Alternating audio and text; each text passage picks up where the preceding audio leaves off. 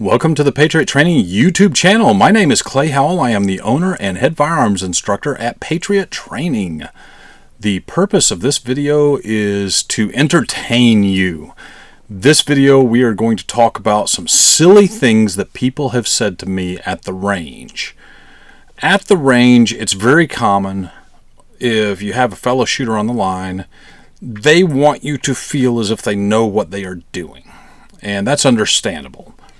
It can be disconcerting to shoot next to somebody who is new because they may not be safe. And as a professional firearms instructor, I am probably more concerned about shooting next to somebody than even the common layperson because I know how unsafe it can be.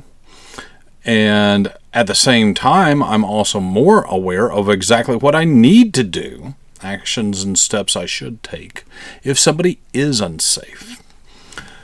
But that said, these are some silly things that people have said to me at the range or that I've overheard at the range, and just wanted to take this video. This is a humor video. We're going to have a laugh. We're going to share a laugh or two here. Entertainment. First one, I was at the range one day, and there was a gentleman there, and you know, I'm 47 at the time of the filming of this video, and I was 45, 46 at this time. It was a little over a year ago. Gentleman on the range, and he was probably my senior by about, I would estimate, 10 to 15 years. And get to talking, and his actions were a little strange at first anyways. He kind of watched me shoot for about 20 minutes. Then he asked how long I was going to be there, and I had quite a few more things to work on, so I told him, you know, it's probably going to be a couple more hours. And he's like, okay, do you mind if I shoot? And I said, well, yeah, it's public range, come on up.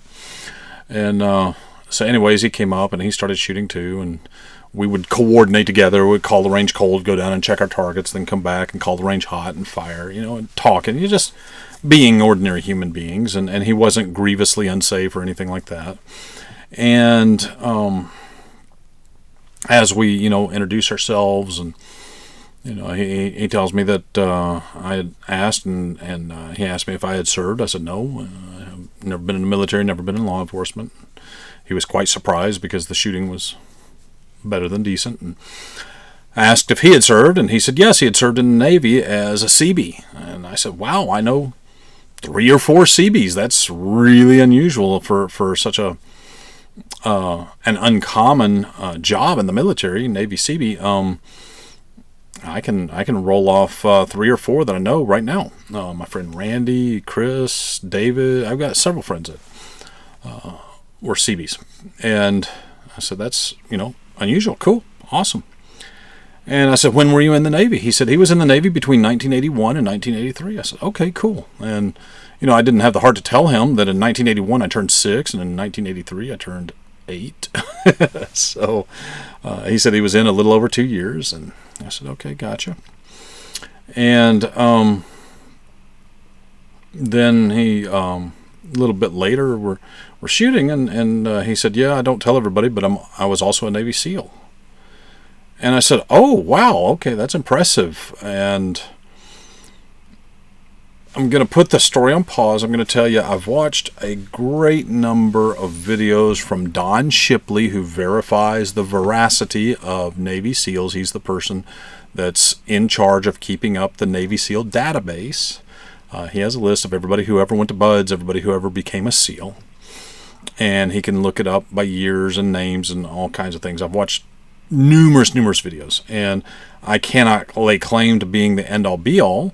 However, I can say that on multiple occasions, Don Shipley has stated that every single person that's considered a Navy SEAL went to BUD/S training. And so my natural question for this individual was, hey, okay, so what was your BUD/S class number? And on Don Shipley videos, one of the things that happens so many times is these people that are lying about being a Navy SEAL, stolen valor. These people that are lying will say that they didn't have a BUD/S class. And that's what this fellow said on the range. He goes, oh, well, we didn't have a BUD/S class back then. Now, let's remind you, let's take it back a notch. He said he was in the Navy from 1981 to 1983. I don't have a list of what BUD/S class happened when. But I do have Google. And one individual whom I had Googled, and I've got this committed to memory, Admiral McRaven, who I understand is now retired, he gave a famous speech one time where he said, start every day by making your bed. Maybe you've seen that video. He and Donald Trump also got into a little bit of a tiff during the Trump presidency. And anyway, so Admiral McRaven was a Navy SEAL. He went to Bud's class in 1978, and it was Bud's class 95. And you can Google that information. It is public knowledge. So I would estimate, I don't know, I don't have all of the Buds classes committed to heart, but back in those days they usually had 1 or maybe 2 a year. So if this guy started Buds in 81, they definitely had Buds by then. They had done over 90 Buds classes by then. And it probably would have been about, class number 97, 98, 99, something like that. And it would depend, of course, when he would have gone, but there was definitely Bud's class by then. So at that point in time, there were 2 people on the range that knew this cat was lying. He knew he was lying, and I knew he was lying. As a civilian, I don't believe it's my duty or responsibility to criticize somebody in that regard. And regardless, I was there to shoot. I knew he was lying. Okay, you want to lie about that. Now I can't take anything else you say as honest either. That's okay, fine. There are liars in life. At least he's not a thief, right? Although the argument could be made that just by saying that he's partaking in stolen honor, and that's a different conversation for a different day. But yeah, so that was the silly thing somebody said to me on the range. Second one, and I hear this one a lot. This is not any one individual. I'll hear it all the time. AK-47 is more reliable than AR-15. Okay, now I know you type way more than you shoot. And I'm going to tell you this. Those of us that are in the firearms training community, we know AK-47s are not anywhere near as reliable as your typical AR-15. All you have to do to get an AR-15 to run straight is keep it lubricated and feed it brass ammunition. AKs jam more often than ARs when both are properly maintained. It is just that easy. And when they are both improperly maintained, they're going to both suffer more failures. It doesn't get better for either platform. So somebody saying an AK is more reliable than an AR, I immediately know you have no clue. You've probably not fired an AK over 50 rounds in your life, and you've never tried an AR probably. Classes I've taught, classes I've taken, experience shows me anything but what you just said is true. Oh, this one was funny.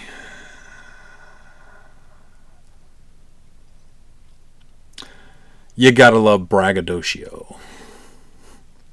Had an individual tell me one time that he was in the U.S. Army and he was a Cav Scout, and that at one point in time in qualifications, using an M16A2 with a standard government profile barrel, not free-floated or anything, using standard green tip M855, using standard iron sights, no scope or anything, that at 500 yards he made a 1-inch group with 10 shots. So let me dissect this for you real quick before I tell you what I told this fella.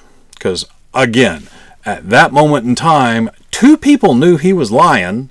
He knew he was lying, and I knew he was lying. And so a couple of points. The M16A2 is known to be a fairly accurate platform for a military-grade rifle. With good ammunition, it can achieve 1 and 2 minute groups. M855 is not good ammunition when it comes to accuracy. On the average, every test I've seen published where they, use the actual criteria and tried to take the human out of it as much as possible, M855 typically scores in the best barrels. It scores at about 4.5 to 6 MOA. So you take a 2 MOA barrel and a 4.5 MOA ammunition, and now that's a 6.5 MOA combination. 6 MOA at 500 yards, 6 times 5 is 30. That's a 30-inch group. That's not a 1-inch group. So he knew he was lying. I knew he was lying. And in this particular situation, I decided to use a call-out method that my former coworker, great guy by the name of Frank Thornberry, he showed me more about sales than anybody I ever met in my sales career. And Frank, who lives in Kentucky, I was on a joint call to a client with him, and he had the remarkable ability to call out the client for lying without saying a word about it being lying. Just asking for some, the guy said he got online and quoted with that company, that insurance company, all the time. And Frank said, okay, if you would, please log in. I want to show you a few tricks on the system, some updates. And the guy couldn't even log in. You could tell he hadn't logged in years. And plus, we had a production report right in front of us and no quotes in the past 3 years. So, Frank took a very polite way around it. So I decided to use that technique with this individual and prove that he was lying. I said, have you ever tried bench press shooting competition? And he looked at me very puzzled. He said, no. I said, because I happen to know I am friends with Bobby Cagle. You can Google his name, and he holds at least one, if not more, world records in bench press shooting. And I have seen the target. I have been to Bobby Cagle's house in his garage, right up above one of his gun safes, and seen the target where 5 shots out of one of his bolt-action rifles at 300 yards formed a group that was about the size of my pinky fingernail. And that was his world record target. And you can Google this and find this out. And the way I know Bobby is his son and my son have played football together and lacrosse together now for a grand total of like 5 or 6 years. We've known them for a while. And as of the filming of this video, they are seniors in high school. And I know they've at least known each other since 8th grade. I can't remember if they knew each other in 7th grade, so I'll give a little bit of leeway there. But so Bobby and I have met, and he's been at my house, I've been to his house. We've broken bread together. We don't hang out every weekend. He's usually busy competing, and I'm usually busy teaching. Dude is sponsored by Krieger Barrels. That's one of the best in the world. So hey. Stands for itself. He's a better shooter than I am. So I tell this cat that had told me he made a 1-inch group at 500 yards with green tip. I tell him, I'm like, yeah, you need to get into bench press shooting because, I know Bobby Cagle, the world record holder at 300 yards. And man, if you can do that with green tip, then get you a nice gun like that. And man, there's no telling what you could do. And the guy's look was stunned silence, like, so maybe that's going to be another Cletus moment, the little puppet that we have. But, so that one was funny. Another one, was at the range with my wife one time. And this was before I became an instructor. And the wife and I don't get to go to the range very much. When we do, I give her space. I do not hover over her. Guys, don't hover over her. That's a little hint. That's a word to the wise. And so we're a couple of lanes apart, and my wife has got her pink AR-15, and it's outfitted with an ACOG, and she's got some match-grade ammunition, some, I forget if it was 75 or 77 grain ammunition, some stuff her rifle really, really likes. And she was shooting, has her little pink shooting jacket, her pink earmuffs, her pink glasses, pink shooting gloves, pink rifle. Since she's a breast cancer survivor, she really, really has embraced the colored pink ever since surviving that health scare some years back. So she's at the range and she's shooting, and right next to her, on the bench right next to her, is this redneck, and this guy's got his 30-06 hunting rifle and a big old scope and everything, and they shoot. Cold range is called, and we go down range, and I watch. I'm over there just judging my target grading, and I watch from 20 feet away, and I see this guy start to saunter over there, and he's going to show the little lady how it's done. And the funny thing is, his target was a full-size silhouette. It was a human silhouette, full-size target, actual man size. and he had shots all over it, and he had, you know, the 10 ring was about that big, and he had one shot in the 10 ring out of, you know, however many, 15 or 20 shots, however many he had taken. And he got one there, and, oh, I can hit. I don't know if you can hit, fella. You can't make a group, that's for dang sure. But anyways, he goes over to show my wife how it's done. And don't tell him this. My wife had just got done putting together a group of about 1.5 inches, and she had drilled the center out of a regular sized piece of paper, just absolutely cut a hole in it. And this was with no bipod. This is just resting on her magazine. This was with an ACOG, you know, certainly not a precision scope. Granted, she's got a BCM SPR barrel, and, you know, we had match grade ammunition, so that's a good combination. She does have a match grade trigger in the rifle. We got it juiced up where it counts. And anyway, so this guy was going to go saunter over there and show the little lady how it's done. And he takes a look at her group, just no misses, just one ragged hole in the middle.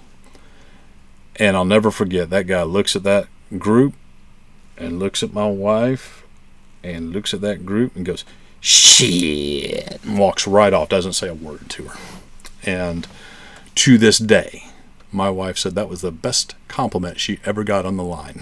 So those are some silly things that I've heard at the gun range. Hey, let me know down in the comments section. Tell me something ridiculous, something silly you've heard. I would like to hear those. And, you know, if it's good enough, maybe we'll have you on the channel. Maybe I might even read them off at some point later in time.